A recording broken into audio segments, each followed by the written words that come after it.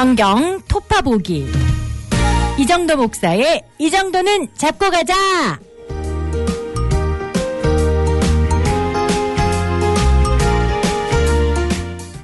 안녕하십니까, 이정도입니다. 예, 오늘은 저희가 창세기 14장부터 19장까지 오늘은 6장입니다.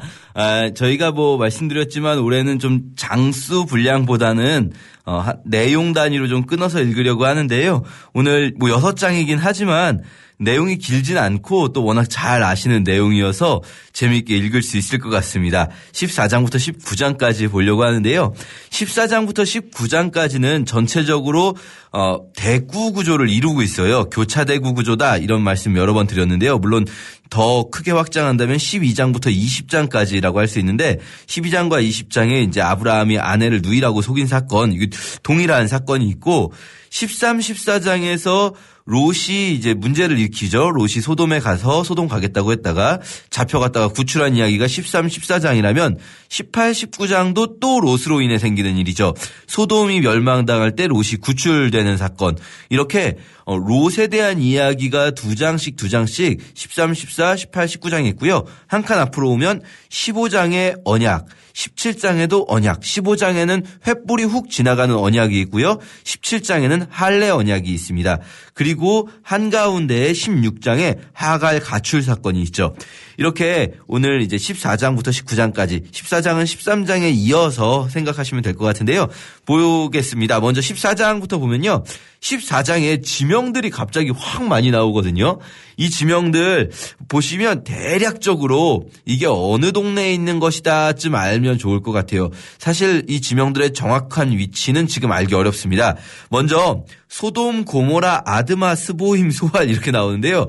이 중에서 우리가 기억할 만한 도시들은 소돔과 고모라, 이거 아시죠? 그렇죠? 소돔, 고모라 그리고 소알 기억해 주시면 좋아요. 생각보다 소알이라는 이름은 여러 번 나오고요.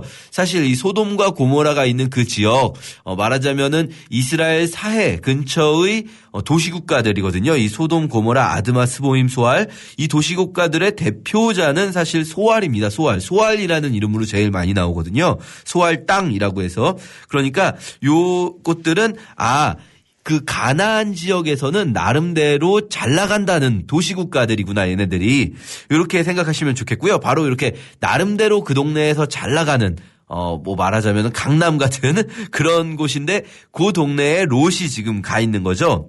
그리고 시날, 엘라살, 엘람, 고임이라는 이 나라들이 나옵니다. 이 나라들은 사실 이 가나안 지역에 있는 나라들이 아니고 저기 가나안보다 더 동쪽 이라크 쪽에 말하자면은 메소포타미아 그 문명의 중심부에 있는 나라들이에요. 이 중에서 기억하실 만한 건 시날과 엘람입니다. 시날 땅은 성경에서 굉장히 많이 나오는 표현이거든요. 바벨탑을 지었던 곳이기도 하고 메소포타미아 문명의 가장 중심부에 있는 게 시날 땅인데요. 그 시날이라고 하면 바벨론 혹은 이집트 지금의 이집트가 있는 곳을 시날이라고 한다라고 생각하시면 되겠고요. 엘람은 지금 이집트 위에 이란이 있거든요. 지금 현재의 지도로 그 이란이 있는 쪽, 그 이집트보다 좀 위쪽이 엘람이라는 나라가 고대에 있었다 생각하시면 되는데요. 어쨌든 시날이나 엘람은 가나안이 아니라 사실 가나안은 당시 문명의 진짜 중심지가 아니에요. 가나안에서 좀 잘 나간다고 하는 도시국가들이어 봐야 진짜 문명의 중심지에서는 변방에 불과합니다. 문명의 중심지는 메소포타미아인 거죠. 그 메소포타미아에 있는 거대한 강력한 나라들인 거죠. 자, 롯이 이 소알 땅을 선택해서 갈 때요. 롯은 어떻게 생각했느냐? 그 도시의 번영한 모습을 보고 하나님의 동산 같고 애굽의 도시들 같다. 이게 이제 롯의 생각을 보여주죠. 롯이 생각하기에 하나님의 동산, 하나님이 복 주신 곳, 하나님의 복은 뭘까요? 번영 이런 거죠. 잘 사는 것. 그게 하나님의 복이에요. 마치 우리가 아주 부유한 서울이나 이런 곳을 보면서 저기는 하나님의 동산이다. 그리고 어디 산골짜기 시골 마을을 보면서는 여긴 복받지 못한 땅인가 보다. 이렇게 생각하는 것 같은 거죠.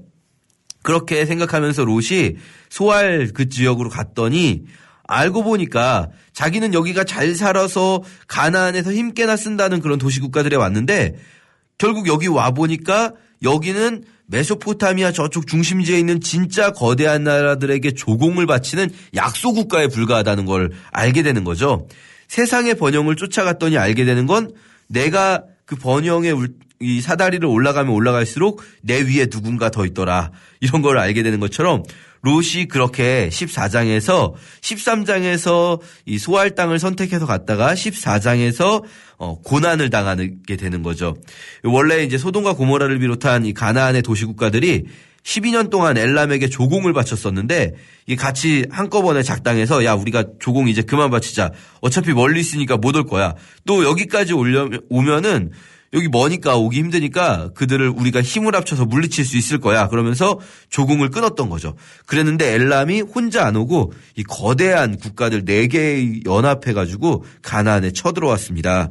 그러니까 롯이 사로잡혀 가는 거죠. 이 소돔 고모라 완전히 다 일패도지하고요. 롯은 포로로 잡혀가는 거죠. 그런 큰 전쟁이 있었는데 아브라함은 모르고 있어요. 왜냐하면 아브라함은 헤브론이라는 지역은요. 광야에 있는 산골짜기 마을 같다고 생각하시면 돼요. 말하자면 예전 영화 중에 웰컴 투 동막골이라고 있었는데요. 6.25 전쟁이 났는데 전쟁 난 줄도 모르고 사는 사람들이 강원도 두메산골에 있는 거죠. 왜냐하면 굳이 거기는 공격할 필요도 없는 곳이에요. 뭐 전략적 요충지도 아니고 거기를 공격해봐야 뭘 얻을 것도 없고. 그러니까 굳이 건드리지 않는 그 헤브론에 살고 있던 아브라함은 전쟁이 끝나고 포로들이 잡혀가고 한참 있다가 나서야 롯이 끌려갔다는 소식을 듣게 됩니다. 그래서 우리식으로 말한다면 뭐 조카 녀석이 도시가 좋다고 해서 서울로 갔는데 청나라가 쳐들어와가지고 서울에 있던 조카가 잡혀가는 거예요.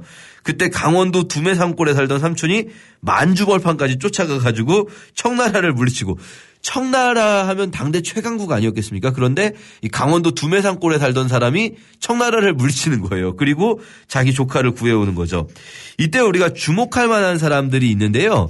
아브라함과 함께한 사람들이 있습니다. 아넬, 에스골, 마므레 이런 사람들 등장하는데요. 이 아브라함이 정착한 곳이 마므레의 상수리 숲을 근처라고 나와요. 이 아넬, 에스골, 마므레는 형제인데요. 이스라엘 사람들이 당연히 아니고요. 이때 이스라엘 사람이라고 하면 뭐 이스라엘은 민족은 없었고 아브라함 가족이 있었는데 그들이 아니고 아모리 사람이라는 이방 사람들이에요. 그러면 우리는 생각할 때 이방인은 적들인가? 이방인은 나쁜 건가? 아니에요. 이들은 아브라함과 함께 싸운 동맹이거든요. 전에 말씀드렸습니다. 노아 모델과 아브라함 가족 모델의 차이. 노아 모델이라는 것은 어떤 구원의 역사를 이루실 때 경건한 자들 빼고 나머지 다 이제 죽이는 거죠. 그럼 경건한 자들만 남을 줄 알았는데 그 경건한 가족들이 타락한 모습을 보여주게 되는데 거꾸로 아브라함 가족은 경건한 자들을 경건하지 못한 자들 가운데에서 타락한 자들 가운데 살게 하면서 선한 영향력을 비추게 하는 거죠. 세상의 빛으로. 지금 이 마므레 가족, 마므레와 에스골과 아넬 이런 사람들은 아브라함과 함께 지내면서 아브라함에게 영향을 받고 아브라함을 돕는 이들이 되는 거죠. 우리가 이렇게 기독교인들이 기독교인들끼리만 사는 것이 아니라 세상 속에서 살아가면서 때로는 우리가 뭐 일방적으로 세상에게 도움을 주거나 무슨 뭐 우리가 가진 것을 세상에 나눠준다 이런 개념이 아니라 세상 사람들과 함께 살면서 그들에게 도움을 받기도 하고 이들처럼 동맹을 맺기도 하고 하면서 서로 영향력을 미치게 되는 거죠. 그때 세상의 영향력을 받아서 우리가 변하는 게 아니라 우리의 선한 영향력을 세상에 전하게 되는 거죠.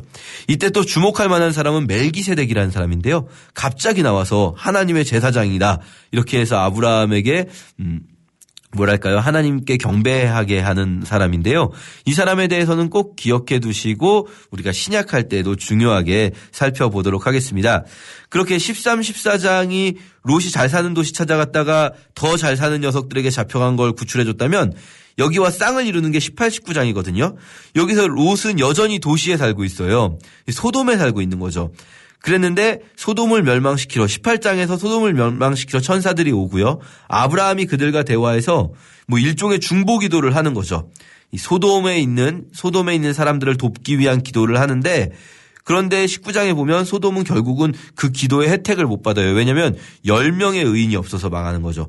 뭐 소돔 멸망은 소돔이 악하기 때문이기도 했지만 아무리 악했어도 10사람만 의인이 있었으면 살았을 텐데 10사람의 의인이 없어서 망한다. 이런 것들을 볼 수 있고요. 사실 이때 중요한 개념이 나그네에 대한 태도입니다. 소돔이 악하다는 것을 보여주는 단적인 사례가 뭐냐면 나그네를 어떻게 대하는가. 아브라함과 롯은요, 나그네들이 왔을 때 막 나그네가 오나 안 오나 살펴보고 있다가 나그네가 오면 자기가 먼저 막 가서 도와줘요.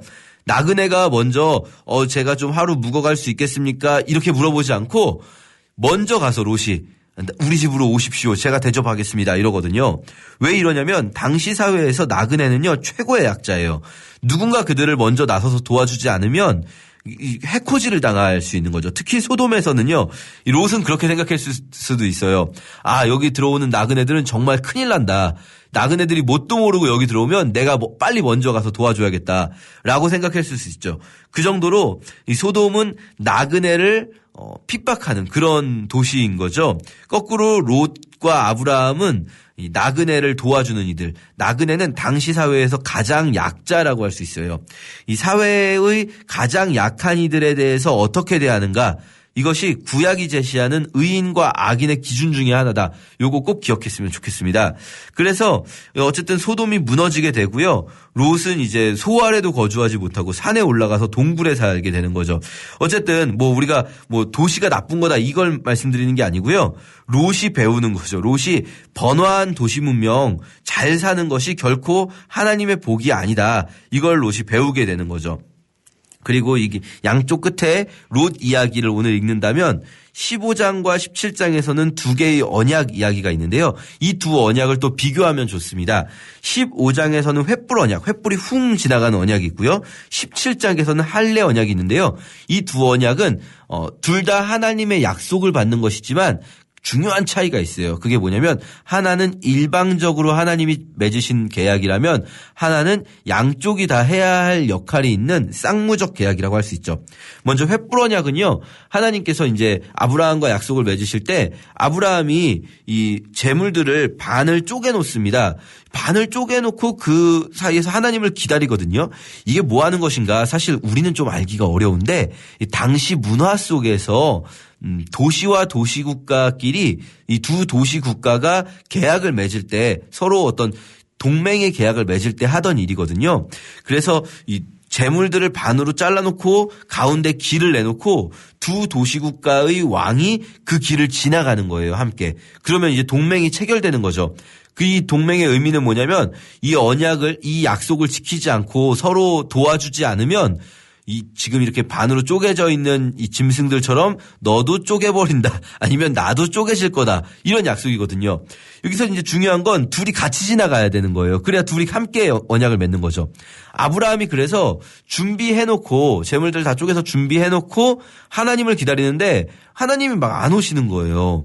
어떻게 하나님이 오실지도 물론 몰랐겠지만 그런데 아브라함이 이제 좋을 때쯤 되니까 일부러 기다렸다는 듯이 아브라함이 졸고 있을 때쯤 되니까 횃불 하나가 싹 나타나서 혼자 지나가는 거죠. 이 말은 뭐냐면요. 이 계약은 아브라함이 어길지라도 아브라함이 이 계약을 어길지라도 하나님은 이 계약을 어기지 않으실 거다. 이제 이 계약에 대한 책임은 하나님만이 갖고 있는 일방적 언약이에요. 그래서 이런 언약을 은혜 언약이라고도 부릅니다. 하나님께서 우리에게 주신 약속 중에 하나 뭐냐면요. 우리가 하나님을 버려도 하나님은 결코 우리를 버리지 않으실 거라는 거예요.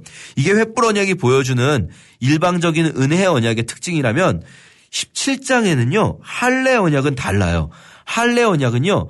아브라함 가족이 할례를 받아야 돼요. 그러면 하나님도 아브라함 가족을 보호하실 거예요. 아브라함 가족도 할 일이 있고 하나님도 할 일이 있으신 거예요. 서로가 양쪽이 서로 의무를 지는 쌍무적 계약이라고 할 수 있어요.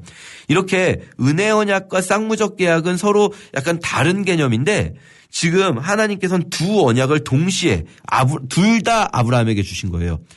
바꿔 말하면 우리가 받은 구원은요. 한편으로는 은혜 언약의 성격을 가지고 있어요.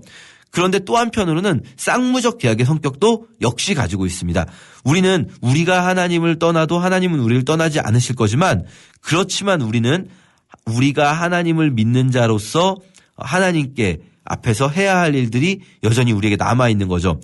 중요한 건 뭐냐면 순서예요. 둘 중에 어떤 게 먼저죠? 15장이 먼저예요. 은혜가 우선입니다. 쌍무적인 것도 분명히 우리가 해야 될 일도 있지만 그것은 은혜가 더 우선된다라는 것을 보여주는 거죠. 자, 그렇게 15장과 17장의 언약 이야기가 있고요. 한가운데 사실 이 교차대구법 제가 여러 번 말씀드렸는데 한가운데가 가장 중요하다 말씀드렸거든요. 그런데 이 한가운데에 약간 애매한 사건이 들어있어요. 하갈 가출 사건. 우리가 이 하갈 가출 사건을 보면서 이거 뭘 생각해야 되나. 사레가 좋은 아내가 아니고 바가지 긁는 아내였나. 사레가 또 되게 아브라함에게 막 바가지를 긁거든요. 이 꾀도 처음에 사레가 낸 꾀예요. 자기가. 왜냐면은 이거 자기가 아들이 없으면 법적으로 자기에게 아들이 없으면 아브라함이 만약에 죽게 됐을 때 그 재산이 자기에게 안 오고 다메섹 사람에게 가게 돼 있거든요. 그러니까 자기가 이 재산 아브라함 재산을 가지려면 꼭 친아들이 아니어도 법적인 아들이 필요하니까 자기가 시작한 건데 또 하갈이 임신했다고 자기를 막 이렇게 하니까 하갈을 쫓아내라고 아브라함에게 막 하고 아브라함은 막 당신 맘대로 하시오 이런 식이고 뭐 이런 걸 보면서 왜 이게 이 한가운데 있을까. 물론 우리가 여기서 여러 가지 다른 것들을 볼 수도 있지만 제가 전에 우리가 12월 말에 했었던 성경 읽기 방법 이야기할 때 중요한 포인트 한 가지 말씀드렸는데 하나님 찾기가 중요하다 말씀드렸어요. 본문에서 하나님에 대한 묘사나 하나님에 대한 설명이 나오면 그게 굉장히 중요한 내용인 거다. 왜냐하면 성경은 그 자체가 하나님을 알려주시기 위한 책이기 때문에. 그러면 여기서 어떤 하나님에 대한 표현이 나오냐면 하나님은 우리를 지켜보시는 감찰하시는 하나님이다. 이런 표현을 이제 하갈이 말하게 되죠. 물론 하갈이나 이스마엘도 중요한 인물일 수 있고 또 이렇게 아브라함 가족에 일어나는 일들을 통해서 우리 여러 가지 볼 수 있는 것 있지만 이 본문이 하필이면 아브라함 이야기의 교차대구 구조의 한가운데 들어있는 건 바로 여기서 하나님을 알려주는 거죠. 아브라함의 인생 전체를 통해서 우리가 알게 된 하나님 어떤 분이신가. 우리를 어떤 상황 속에서라도 내가 정말 광야 가운데 하갈이 지금 그렇지 않습니까? 광야 가운데 혼자 떨어져 남겨진 그 상황 속에서도 나를 보시고 계시는 하나님, 그 하나님을 우리가 알 수 있는 거죠. 자, 이렇게 우리 오늘 19장까지 함께 읽도록 하겠습니다.